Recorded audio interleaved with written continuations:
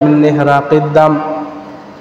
আল্লাহ রাসূল সাল্লাল্লাহু আলাইহি ওয়াসাল্লাম বলেন, কুরবানির দিন পশুর রক্ত প্রবাহিত করা ছাড়া আল্লাহ তাআলার কাছে অন্য কোনো আমল বেশি প্রিয় নয়। অর্থাৎ আল্লাহ রাসূল বলেন, কুরবানির দিন সর্বোত্তম আমল হলো পশু জবাই করে পশুর রক্ত প্রবাহিত করা। এটা সর্বোত্তম আমল। রাসূল কারীম সাল্লাল্লাহু আলাইহি ওয়াসাল্লাম বলেন, ওয়া ইন্নাহু লায়াতি ইয়াউমাল কিয়ামাতি বিকুরুনিহা ওয়া আশআরিহা ওয়া আযলাফিহা। আল্লাহ রাসূল সাল্লাল্লাহু আলাইহি ওয়াসাল্লাম বলেন, কুরবানি করার পরে গোশত খাইবা তোমরা, হাড্ডিগুলা খাইবা তোমরা, চামড়াগুলা ব্যবহার করবা তোমরা। তারপরেও রব্বুল আলামিন যদি তোমরা খালেস নিয়তে যদি কুরবানি করো, আল্লাহ তাআলা কিয়ামতের দিন তোমাদের পশুর শিংকে আল্লাহ তাআলা সেখানে উপস্থিত করবেন, পশমগুলাকে উপস্থিত করবেন, পায়ের খুরগুলাকে উপস্থিত করবেন।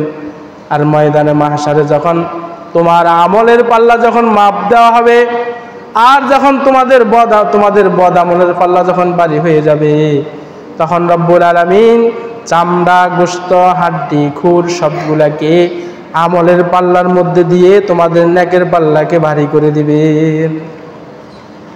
ওয়া ইন্নাহু লায়াতি ইয়াউমাল কিয়ামাতি বিকুরুনিহা, শিং নিয়ে উঠবে, ওয়া আশআরিহা, পশমগুলা নিয়ে উঠবে, ওয়া আযলাফিহা, পায়ের খুর নিয়ে উঠবে আল্লাহ তাআলার কাছে। আর আল্লাহ তাআলার কাছে গিয়ে বলবে, ওগো আল্লাহ, আপনার এই বান্দা আপনার সন্তুষ্টি অর্জনের জন্য কুরবানি করেছে, আজকে আপনি তাদের জন্য যথেষ্ট হয়ে যান। শুধু তাই না, আল্লাহ রাসূল সাল্লাল্লাহু আলাইহি ওয়াসাল্লাম আরো একটা সুসংবাদ দেন। কি সুসংবাদ? আল্লাহ রাসূল বলেন, ওয়া ইন্নাদ দামা লা ইয়াকা মিনাল্লাহি বিমাকানিন ক্বাবলা আন ইয়াকা বিল আরদি ফাতিবু বিহা নাফসা। আল্লাহ রাসূল সাল্লাল্লাহু আলাইহি ওয়াসাল্লাম বলেন, তোমরা যখন তোমাদের গরুর পশুকে জবাই করো, আর জবাই করার পরে যখন তোমাদের পশু থেকে রক্ত প্রবাহিত হয়, সেই রক্তটা মাটিতে পড়ার আগে আগে আল্লাহ তাআলার আরশে চলে যায়। আল্লাহ তাআলার আরশে গিয়ে ধাক্কা লাগে, আল্লাহ তাআলাকে সেই রক্ত হাজরা দিয়ে বলে, আপনার ওই বান্দা আপনার সন্তুষ্টি অর্জনের জন্য কুরবানি করেছে।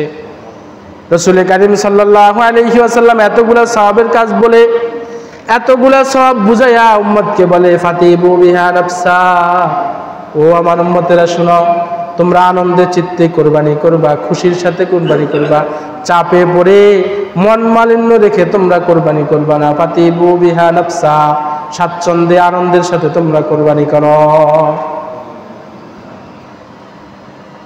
আল্লাহ রাসূল বলছেন, কুরবানি করলে অনেক সওয়াব, অনেক নেকি।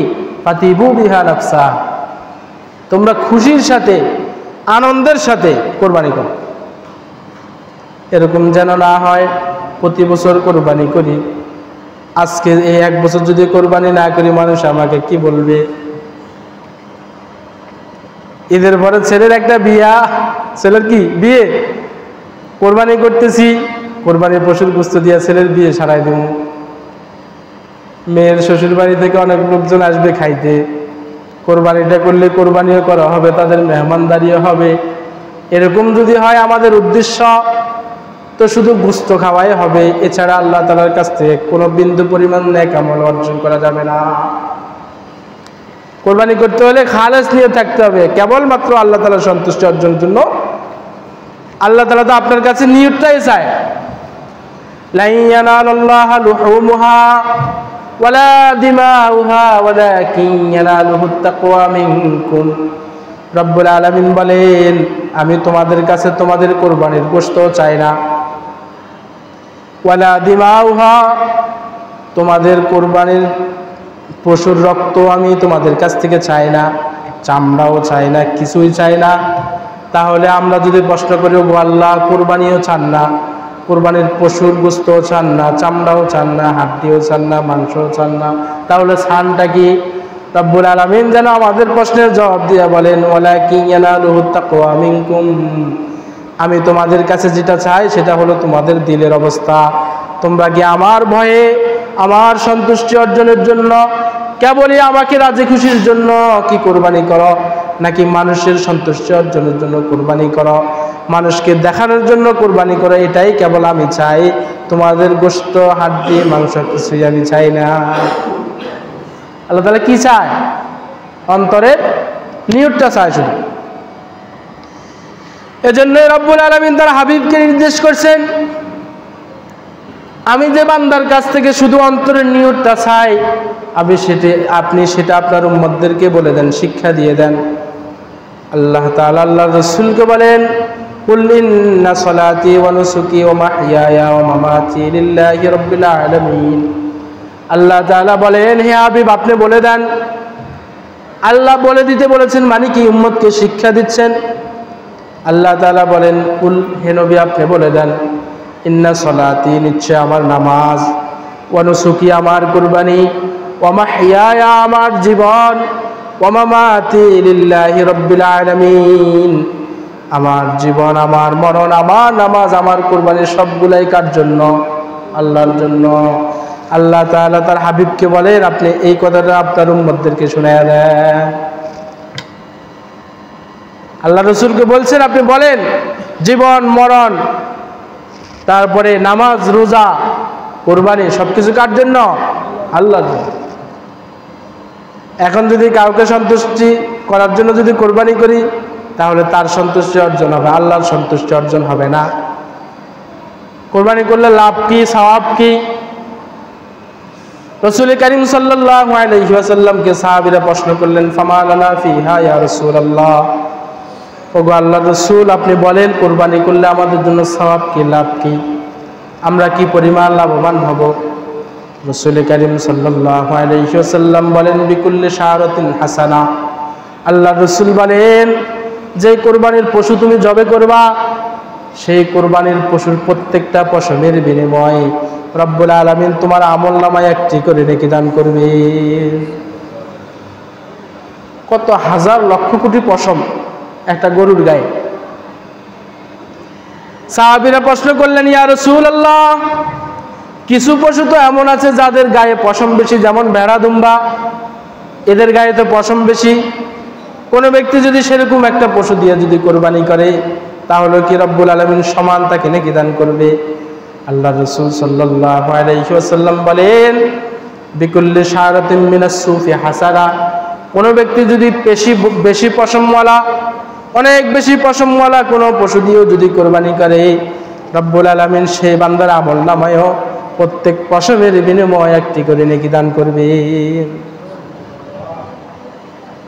কিন্তু নিয়তটা সহি হওয়া লাগবে। নিয়তটা কি হওয়া লাগবে? সহি হওয়া লাগবে।